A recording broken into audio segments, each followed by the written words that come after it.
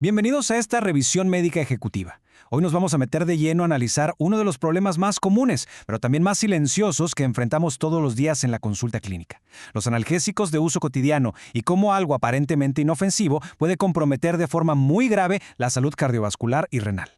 Hola, soy el doctor Carlos Erazo, médico familiar y epidemiólogo, y hoy analizaremos el dilema entre el manejo del dolor y el riesgo cardiovascular. Esta va a ser una presentación moderna, al grano, muy ejecutiva, apoyada con gráficos, tablas y ejemplos reales para desentrañar de una vez por todas los riesgos ocultos de la polifarmacia. Vamos a ver cómo esas decisiones súper comunes para tratar un dolor pueden literalmente desencadenar una urgencia médica.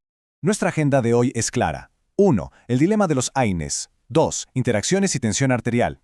3. El famosísimo triple golpe. 4. Sus consecuencias reales. Y 5. Recomendaciones de seguridad. Empecemos con la sección 1. El dilema de los AINES. Inflamación contra protección.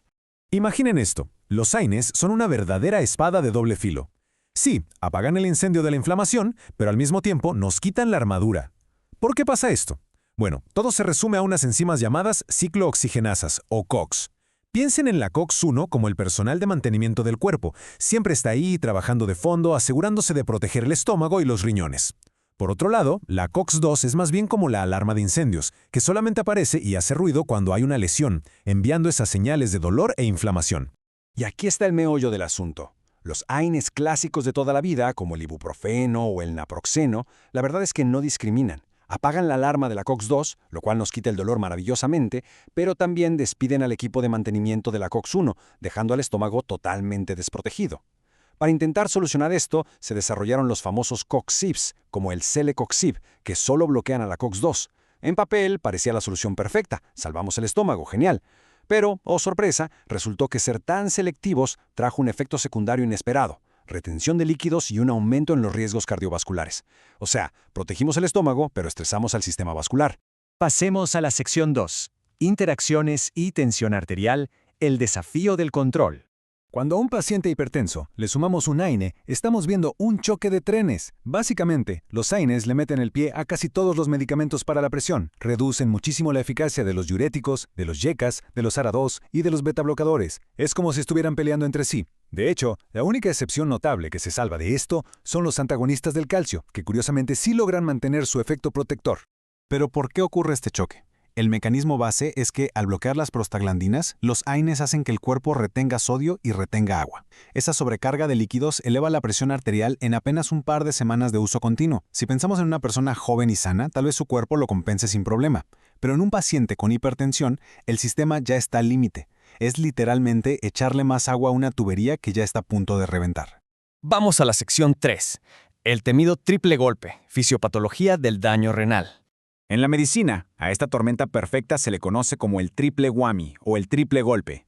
Para entenderlo fácil, imaginen que el glomérulo del riñón es un pequeño filtro de agua que tiene una válvula por donde entra el agua y otra por donde sale.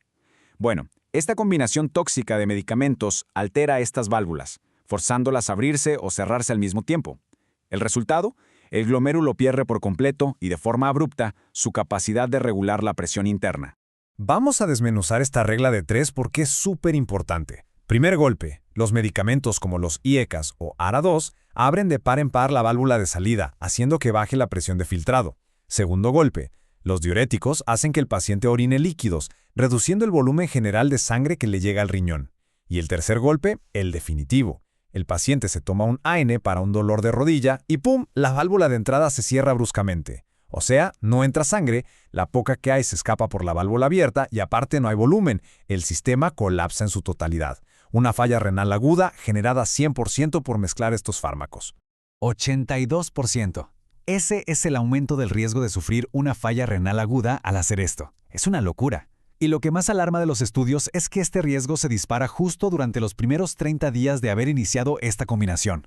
No estamos hablando de un daño que tome años de malos hábitos. Es un colapso inminente casi a la vuelta de la esquina. Sección 4. Consecuencias cardiovasculares y renales en la práctica. Para que vean que esto no es solo teoría de libros, veamos este caso clínico clásico que llega a urgencias. Mujer de 76 años, con su hipertensión e insuficiencia cardíaca bien manejadas con valsartán y furosemida. De pronto, amanece con dolor articular y decide tomar dexketoprofeno por solo 7 días. 7 días nada más. El resultado fue que llegó a urgencias súper deshidratada, vomitando y con la creatinina por las nubes, en 4.59. Una falla renal tremenda. Esto es la prueba de que el triple golpe no requiere de una sobredosis. Es una caída libre fisiológica y muy predecible, incluso tomando la dosis recomendada en la cajita. Y si llevamos este caso aislado a una escala más grande, los números asustan. Se calcula que hasta el 5% de todas las hospitalizaciones en pacientes con hipertensión se deben a complicaciones causadas por automedicarse con estos analgésicos que venden sin receta. 5% es un montón.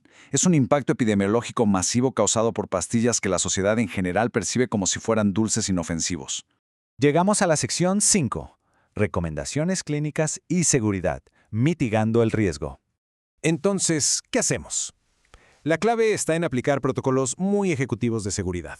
Antes de recetar cualquier AINE, es obligatorio revisar cómo está la función renal y el riesgo cardiovascular del paciente. La regla de oro, y esta no falla, es recetar la dosis más bajita que haga efecto y por el menor tiempo posible. Además, en adultos mayores, hay que estar checando su creatinina y potasio durante la primera semana. Y por favor, sobra decirlo, pero nunca, jamás se deben combinar 2 AINEs distintos al mismo tiempo. Las recetas ya no pueden ser de molde, tienen que ser un traje a la medida. Hay que hacer malabares entre proteger el estómago y cuidar el corazón. Si tenemos a alguien con mucho riesgo de sangrado de estómago, pero un corazón sano, darles el Ecoxib a dosis moderada es bastante seguro. Pero mucho ojo, si el paciente ya tiene historial cardiovascular, olvídense de los Coxibs o del diclofenaco. Ahí hay que irnos por un naproxeno, e importantísimo, siempre de la mano de un protector gástrico. Afortunadamente, no todo está perdido. Hay alternativas. Por ejemplo, los geles o pomadas, como el diclofenaco tópico, bajan muchísimo la cantidad de medicina que entra al torrente sanguíneo. Si es un dolor muy agudo y a corto plazo, algunos opioides resultan ser una ruta más amigable para el riñón. Ahora, ojo con confiarse de más. La evidencia reciente nos dice que incluso el mismísimo paracetamol, que todos jurábamos que no hacía nada, puede llegar a subir la presión si se toma a dosis máximas todo el tiempo. Nadie se salva. Para terminar este análisis, les quiero dejar una pregunta rebotando en la cabeza. Sabiendo todo lo que provoca el triple golpe y viendo cómo altera todo el sistema del cuerpo, ¿de verdad justifica quitarse un dolor de rodilla temporal si el precio a pagar es un evento cardiovascular o renal grave? Tenemos que cambiar el chip urgentemente. Ya no podemos seguir automedicándonos o recetando analgésicos a la ligera. Necesitamos mucha más educación y prevención clínica. Muchísimas gracias por acompañarnos en esta revisión. Esperamos que esta información sea una gran herramienta en la toma de decisiones para su día a día. Hasta la próxima.